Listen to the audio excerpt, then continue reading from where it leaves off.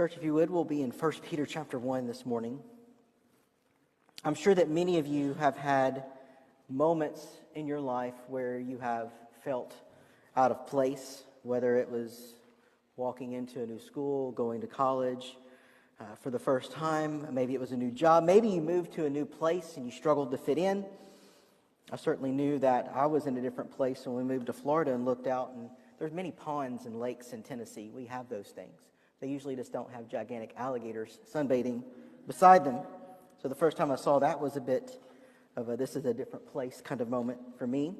Maybe you feel like you were born in the wrong decade. Maybe you were born in the 80s and love music from the 60s, and your favorite TV show is The Andy Griffith Show.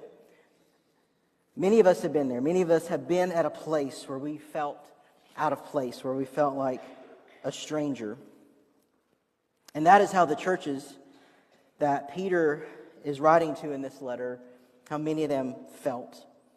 Most believe that this letter was written sometime in the early to mid-60s AD, prior to the Roman persecution that took place under Nero following the Great Fire of Rome in 64 AD, because we know in 65 and thereabouts it picked up, of the persecution of the church picked up in Rome. And Peter was encouraging the church to stand firm in the middle of these mounting sufferings and this mounting persecution that they were facing. They were outcasts in many ways, who were out of place in this world.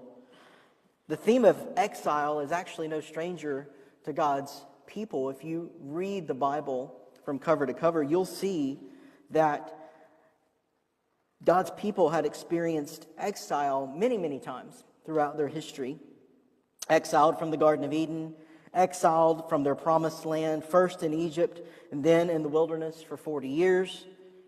David experienced personal exile on the run from Saul. So did Elijah as he was on the run from Jezebel. The whole nation experienced exile for 70 years in Babylon.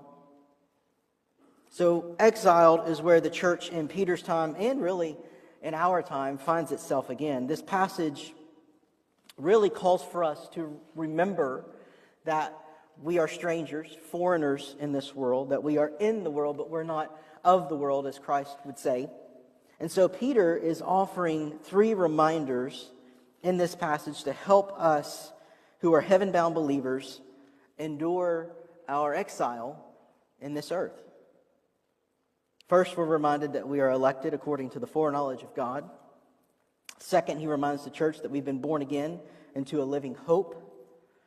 And third, he'll remind us that we are even now being guarded for an eternal salvation.